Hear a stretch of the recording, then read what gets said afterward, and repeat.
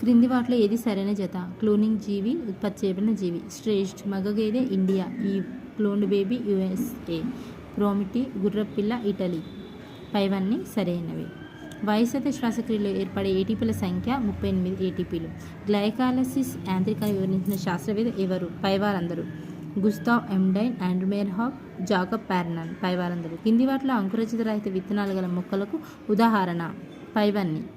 చిక్కుడు, బఠానీ, శనగ. పైవన్నీ. ఒక ఎంజైమ్లో ఉండే ప్రోటీన్ రహిత భాగాన్ని ఏమంటారు? ప్రోస్టిక్ గ్రూప్. చీజ్ పరిశ్రమలో రెనిన్ ఎంజైమ్ని ఏ విధంగా వాడతారు? జీవ ఉత్ప్రేరకంగా వాడతారు. కింది వాటిలో పిండి పదార్థాలపై చర్య జరిపే ఎంజైమ్ ఏది? పై రెండు అమైలేస్, సాకరిడేసెస్. పైత్యరసంలో ఉండే పదార్థం కింది వాటిలో ఏది? పైవన్నీ. నీరు, పైత్యరస లవణాలు, పైత్యరస వర్ణకాలు. కింది ఏ విధంగా వానపాము తన చర్మాన్ని తడిగా ఉంచుతుంది? పైవన్నీ. అంటే శరీరంలో నుండి శరీర గృహ ద్రవాన్ని పృష్ఠరంధ్రాల ద్వారా బయట